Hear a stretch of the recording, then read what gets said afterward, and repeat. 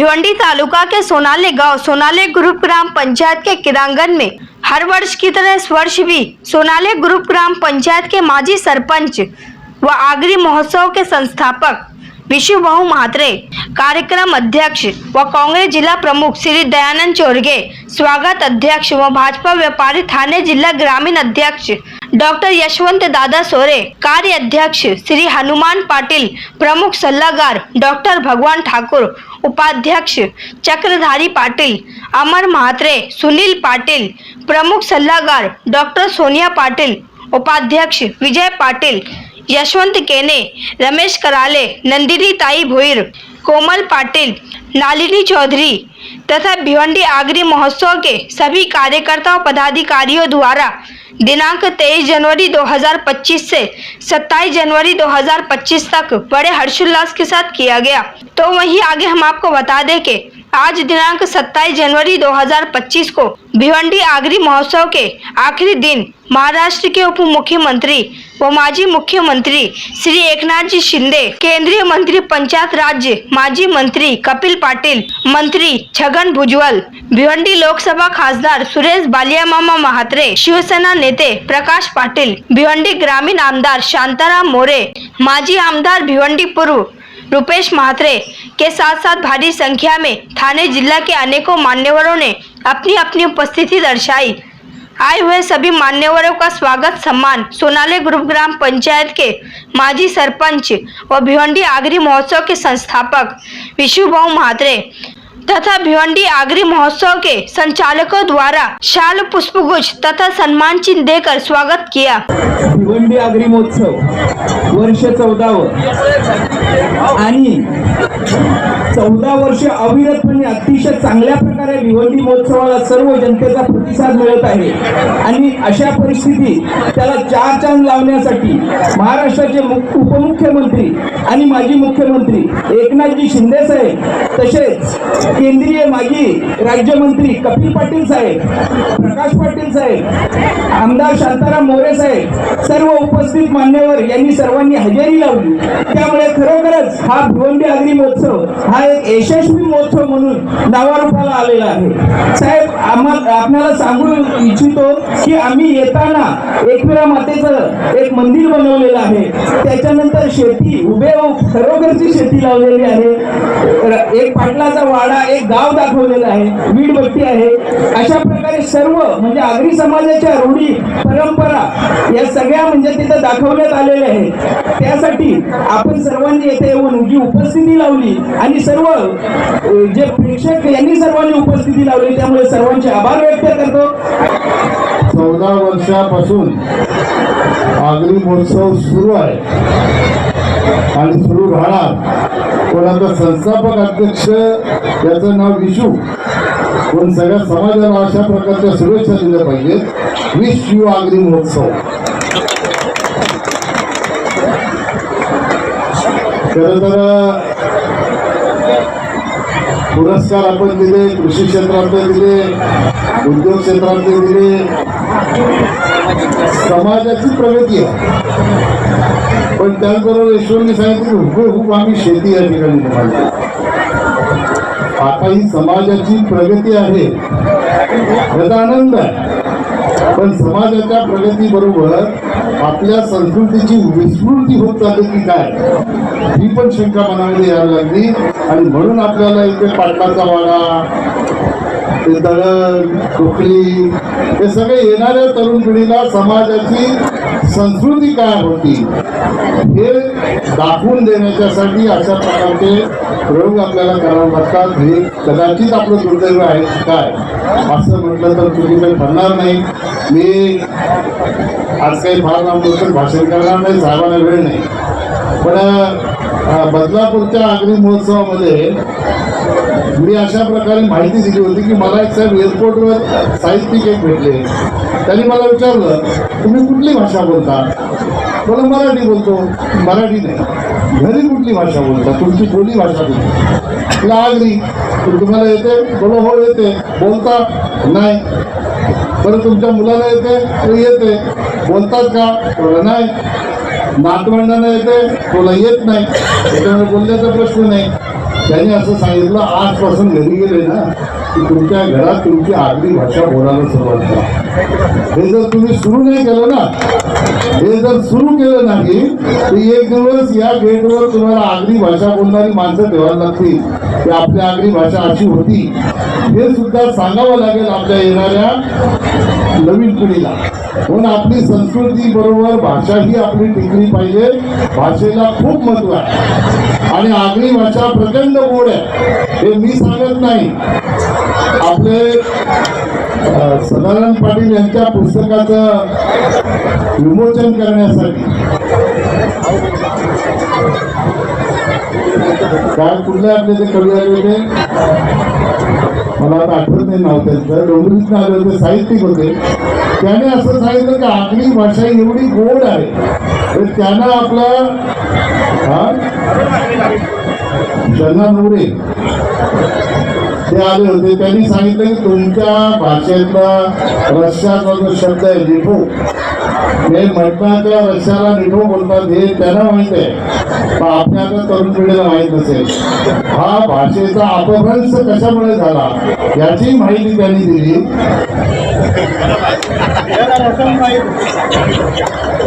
हे तुला जन्मापासून जाणवं लागते का बाळा? जन्मापासून आहे. घरात आम्हाला कसं देतो पाहुण्याला, पण निठो माहिती पाहिजे ना. तर ह्या आपल्या भाषेची आपल्या येणाऱ्या पिढीलाही ओळख असली पाहिजे, त्यांना बोलता आलं पाहिजे. याच्यासाठीही आगरी समाजाने प्रयत्न करण्याची आवश्यकता आहे. आणि इकडे एक वाक्य तुम्ही दिलंय, सर्व समाजाला सोबत घेऊन चालणार हा महोत्सव.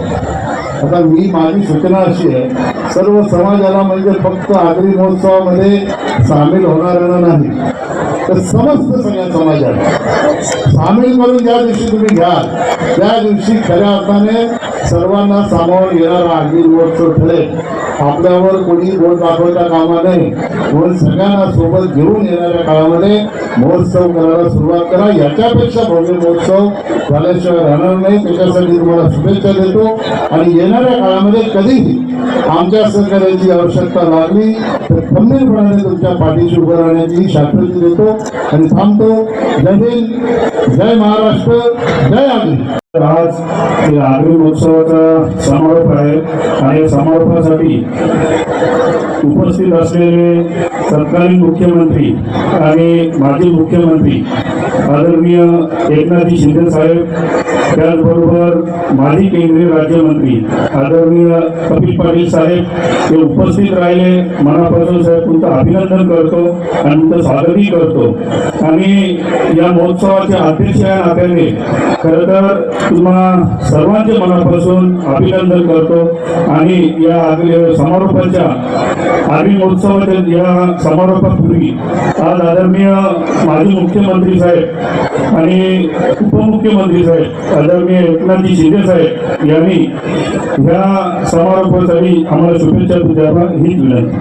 हा उत्सव गेले 14 वर्ष या ठिकाणी आयोजित होतो आणि मला वाटतं मी संदर्भ वर्षी येतो. तरी मला वाटतं म्हणजे एकाच वर्ष पण या आगरी महोत्सवामध्ये आल्यानंतर एक समाधान मिळतं की आपली संस्कृती आणि आपली परंपरा जोपासण्याचं काम या ठिकाणी केलं जातं. खरं म्हणजे सुरुवातीला आल्यानंतर आई एकविरेचं दर्शन झालं, त्याच्यासमोर चांगलं उभे मंदिर बनले आणि समोर तलाव आणि एक खऱ्या अर्थाने जसं कारल्याला वातावरण आहे तसं इथं बनवण्याचा आपण प्रयत्न केला. आणि त्यानंतर पुढं पाटलाचा वाडा आहे. मला विष्णूभाऊने सांगितलं प्रकाश पाटलाचा जुना वाडा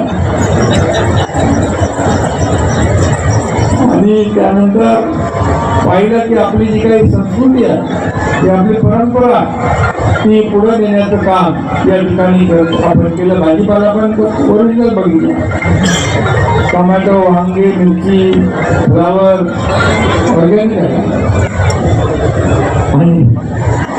आणि असं बघत बघत सगळे या ठिकाणी पोहोचतात. आणि खरं म्हणजे खरं आहे की आपली संस्कृती आपली परंपरा आपण जोपासली पाहिजे, ती वाढवली पाहिजे. कारण शेवटी आपली संस्कृती याच्यामध्ये जे काही प्रकाश कपिल पाटील जे म्हणाले की खरं आहे आपल्याला आपली बोलीभाषा बोललीच पाहिजे. कारण आगरी भाषा असेल, मराठी भाषा असेल, इतर जी काही आपली भाषा असेल, मालवणी असेल, मराठीमध्ये अनेक भाषा आहेत आणि सगळ्या भाषा गोड आहेत. आपल्या मराठी भाषेला अभिजात भाषेचा दर्जा मिळत नव्हता आणि गेल्या अनेक वर्षापासून ती मागणी होती. मी मुख्यमंत्री असताना त्याचा पाठपुरावा झाला, त्याला देखील मराठी भाषेचा अभिजात भाषेचा दर्जा त्यावेळेस मिळाला. आणि मला वाटतं देवेंद्रजी मुख्यमंत्री झाल्यानंतर त्याचा जी.आर. देखील निघाला. आणि म्हणून मी एवढंच सांगतो की गेले 2.5 वर्ष या महाराष्ट्रामध्ये खऱ्या अर्थाने आता तुम्ही वारकऱ्यांचा सत्कार केला, क्रीडा सांस्कृतिक क्रीडा महोत्सवामध्ये म्हणजे क्रीडा क्षेत्रात, साहित्य क्षेत्रात सगळ्यांचा सत्कार या ठिकाणी झाला. आमच्या प्रकाश पाटलांचा देखील झाला.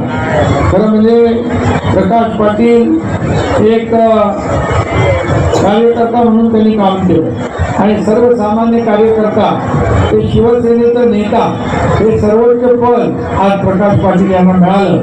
आणि त्याच्या मागे त्यांच्या कामाची खऱ्या अर्थाने त्यांनी केलेले कष्ट आहेत, केलेलं काम आहे. आणि अनेक लोकांना निवडणुकीमध्ये निवडून आणण्याचं काम त्यांनी केलं आणि त्यांना स्वतः वाटलं असतं तर ते निवडून आले असते, परंतु त्यांनी दुसऱ्याला निवडून आणण्याचं काम केलं. किंग मेकरची भूमिका त्यांनी नेहमी स्वीकारली. परंतु या ठिकाणी आज तुम्ही त्यांचा सत्कार केलेला आहे, तुम्हाला मनापासून शुभेच्छा देतो. अशा अनेक 10 लोकांचा आपण सत्कार केला. विविध क्षेत्रामध्ये जे काम करतात त्यांचा सत्कार केल्यानंतर त्यांच्या पाठीवर त्यांनी चांगलं काम केलं आणि मग चांगलं काम करणाऱ्यांच्या पाठीवर शाबासकीची पाठ मिळाल्यानंतर ते आणखी चांगलं काम करतात. समाजामध्ये चांगलं काम करण्याची संख्या वाढते आणि त्याचा फायदा समाजाला होतो. आणि म्हणून अशा कार्यक्रमामधून आपण एक विधायक कार्यक्रम देखील हा देखील सरकारला केला. आज पाहतो आपण इथे लहान मुलांपासून बच्चे कंपनी तिकडे आनंद घेतात, तिकडे तरुण आहेत, युवक आहेत, या ठिकाणी ज्येष्ठ आहेत, सगळे या मला वाटतं या आगरी महोत्सवामध्ये कोणी सगळे सर्व लोक सगळ्या समाजाला इथं तुम्ही बोलवता. एक आनंदी साहेब आमचे नेहमी सांगायचे एखादा महोत्सव केल्यानंतर त्या महोत्सवामध्ये स्थानिक कलावंत असतात, स्थानिक त्यांना बाजारपेठ तयार मिळते. आनंददायी क्षण आमच्यासोबत. आणि म्हणून या ठिकाणी एक प्लॅटफॉर्म मिळतो. मग आता खाद्यपदार्थ आहे, आपली संस्कृती काय, तिथं त्याची चव टाकायला मिळते, ते पदार्थ मिळतात. या ठिकाणी सर्व जे आहे एक मोठे सगळे सांस्कृतिक जे आहेत त्याचाही आनंद घेता येतो. त्यामुळे अशा प्रकारच्या महोत्सवांची गरज आहे, समाजाला गरज आहे, काळाची गरज आहे. आनंदी साहेब सांगायचे. आणि खऱ्या अर्थाने अशामुळे आपण एकत्र येतो आणि एक दुसऱ्याच्या या सगळ्या आनंदामध्ये सहभागी होतो. आणि म्हणून मी आपल्याला एवढंच सांगेन, मगाशी मी लाडक्या बहिणीने लाडके भाऊ म्हणालो, कारण आपलं महायुतीचं सरकार हे सर्वसामान्यांचं सरकार म्हणून आपण काम करत होतो. आणि मग सर्वसामान्यांच्या सरकारमध्ये आपल्या सर्वसामान्यांच्या जीवनामध्ये देखील बदल घडला पाहिजे, यासाठी देखील सरकारने 2.5 वर्ष काम केलं. आणि 2.5 वर्षामध्ये केलेल्या कामाची पोचपावती या महाराष्ट्रातल्या जनतेने या विधानसभेच्या निवडणुकीमध्ये दिली आणि महायुतीचे 232 आमदार निवडून आणले. आतापर्यंत कधी इतिहासामध्ये एवढे आमदार आणि एवढं यश मिळालं नव्हतं. लोकसभेमध्ये फेक नॅरेटिव्ह पसरवून काही गोष्टी साध्य केल्या, परंतु विधानसभेमध्ये मात्र त्यांचा डाव पलटी झाला, उलटला. आणि म्हणून मी एवढंच सांगतो, इथे काही राजकीय व्यासपीठ नाही, परंतु जे काम आपण महायुतीने केलं गोरगरिबांसाठी, प्रकल्प पुढे नेण्यासाठी, कल्याणकारी योजनांसाठी, त्याचा परिपाक या विधानसभेच्या निवडणुकीमध्ये आपल्याला पाहायला मिळाला. आणि म्हणून आम्ही एक टीम म्हणून काम केलं. पदापेक्षा सगळ्यात मोठं आपण कामाला महत्त्व दिलं आणि काम करत राहिलो आम्ही. आणि म्हणून मला काय मिळालं, यापेक्षा महाराष्ट्रातल्या जनतेला काय मिळालं, हे आम्ही दाखवण्याचा प्रयत्न करण्याचा प्रयत्न केला. आणि म्हणून खऱ्या अर्थाने एवढं प्रचंड यश या ठिकाणी मिळालं. मी तुम्हाला पुन्हा एकदा मनापासून या ठिकाणी शुभेच्छा देतो. दर 14 वर्ष आपण सातत्याने हा कार्यक्रम आयोजित करतात, त्याबद्दल विष्णू भाऊ आपलं अभिनंदन. आणि ज्यांनी सगळ्यांनी आपला सगळेच जण या ठिकाणी सहभागी, सगळ्यांच्या एकजुटीमुळे या ठिकाणी अशा प्रकारचे कार्यक्रम यशस्वी होतात. आणि म्हणून आपल्या सगळ्यांना खूप खूप शुभेच्छा. या महोत्सवामध्ये जे कलावंत आहे त्यांनी देखील आपली कला सादर केली आहे. त्यांचं देखील म्हणा स्थानिक कलाकार पण आहेत ना, त्यांना देखील प्लॅटफॉर्म मिळालेला आहे. इतर सगळ्यांना एक व्यासपीठ उपलब्ध करून दिलेलं आहे आपण. आणि म्हणून मी मनापासून शुभेच्छा आपल्याला देतो. आणि आपली संस्कृती, आपली परंपरा अशीच आपण पुढे न्या. आणि खऱ्या अर्थाने एक आदर्श आगरी महोत्सव या महाराष्ट्रामध्ये आपला नंबर 1 या ठिकाणी आलेला आहे. आणि हा नंबर 1 कायम ठेवा.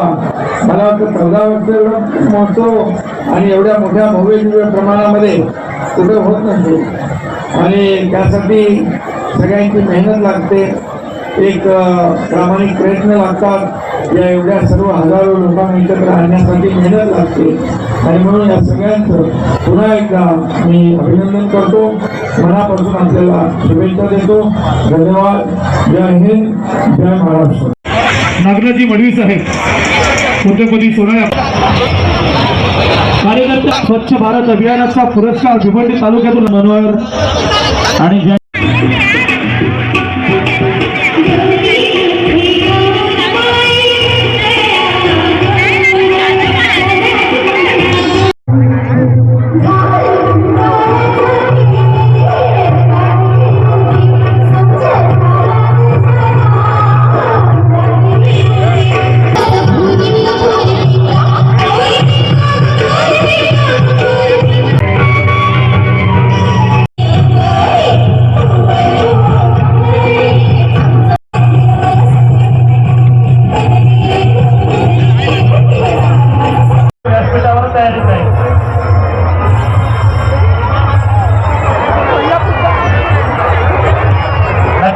बाळामामा म्हात्रे साहेब आपलं भिवंडी आगरी महोत्सव 2025 मध्ये मनस्वी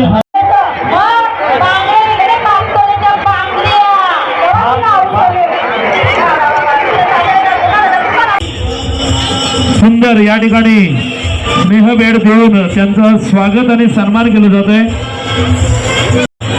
वरिष्ठ पोलीस निरीक्षक सन्माननीय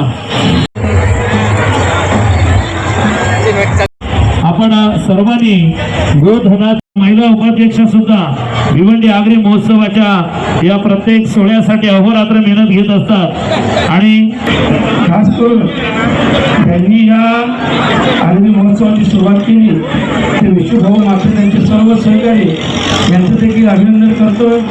ठरावाप्रमाणे यावर्षी देखील आपल्या या आगरी महोत्सवाला आलो, गेल्या वर्षी देखील आलो होतो, परंतु गेल्या वर्षी एक सर्वसामान्य कार्यकर्ता म्हणून आलो होतो. परंतु यावेळेस आपल्या सगळ्या आगरी बांधवांच्या आणि भगिनींच्या आशीर्वादाने आणि सहकार्याने आज मी आपल्यासमोर एक खासदार म्हणून आलेलो आहे. आणि नक्कीच या खासदारकीमध्ये आपला सगळ्यांचा नुसता खारीचा वाटा आहे तर सिंहाचा वाटा आहे. तर याच समाजाने मला उचलून आपल्या खांद्यावर घेतलं आणि म्हणूनच आज खासदारापदी विराजमान झालो. त्यामुळे साहजिकच या समाजाचे ऋण या आयुष्यात तरी भेटता येणार नाही याची मला पूर्ण जाणीव आहे. परंतु माझे प्रयत्न नक्की असतील. ऋण पूर्ण फेडू शकत नाही, परंतु भेटण्यासाठी प्रयत्न करणे हे कर्तव्य नेहमी करेल. खास करून समाजाची बांधिलकी ही कायम अखेरच्या श्वासापर्यंत ठेवेल आणि जीही कामं असतील समाजाची कामं, कारण आता मी देखील 54 वर्ष झालो, लहानपणापासून बघत आलोय. आता थोड्या दिवसात आपल्यावर ठाणे जिल्ह्यात, रायगड जिल्ह्यात अल्पसंख्याक व्हायची वेळ येऊ नये अशी परिस्थिती आलेली आहे. परंतु मी आपल्या सगळ्यांना एवढंच सांगेन, वर्चस्व जरी नाही ठेवता आलं, माझं नेहमीचा शब्द असतो, जरी वर्चस्व ठेवता आलं नाही तरी अस्तित्व हे कायम आपल्या सगळ्यांना जपायलाच पाहिजे आणि ठेवायलाच पाहिजे. आणि ते ठेवण्यासाठी सगळेजण एकमेकाशी बांधिलकी ठेवूया, आपुलकी ठेवूया आणि आपल्या समाजाचे प्रेमाचे स्नेहाचे संबंध हे कायमचे. तर मग आताच 10 दिवसापूर्वी आपला एक तिळगुळ सारखा सण झाला. आपण नेहमी म्हणतो तिळगुळ घ्या, गोड बोला. आणि प्रत्येक आगरी महोत्सवात मी एवढंच सांगेन की आता आपण सगळ्यांनी गोड बोलायची वेळ आलेली आहे, एकत्र होण्याची वेळ आलेली आहे. ही आपल्यासाठी नव्हे, ही काळाची गरज आहे आणि आपल्या भविष्यात येणाऱ्या मुलांची गरज आहे. आणि मला विश्वास आहे या निमित्ताने तरी आपण सगळेजण एक समाजाचा विचार करून एकत्र येऊ. समाज पूर्णपणे सुशिक्षित कसा होईल, समाज किंवा आपली मुलं 100% शिक्षित कशी होतील, या गोष्टीकडे आपण सगळ्यांनी आवर्जून लक्ष देऊ. एवढंच मी बोलतोय. आणि खास करून पुन्हा एकदा आपल्या सगळ्यांचे मनापासून आभार मानतोय, कारण आज मी खासदार म्हणून बोलतोय, याचं 100% श्रेय तुमचं आहे. आणि म्हणून खास करून मनापासून आपल्या सगळ्यांचे आभार व्यक्त करतोय, रजा घेतोय. धन्यवाद. जय हिंद, जय महाराष्ट्र, जय आगरी. हार्दिक स्वागत.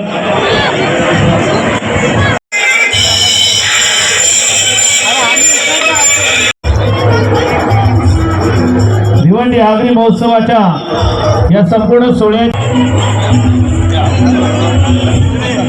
सुस्वागतम. शिवसेनेचे उपनेते भिवंडी पूर्वचे लोकप्रिय माजी आमदार रुपेशदादा म्हात्रे साहेबांचा स्वागत आणि सन्मान केला जात आहे. पाटील हे सुद्धा स्वागतामध्ये सहभागी आहेत. माजी नगरसेवक स्वागत आदरणीय नरेंद्रजी शेटे साहेब.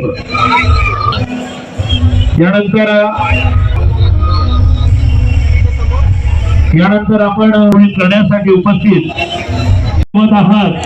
भिवंडी आगरी महोत्सवाचा आपल्याला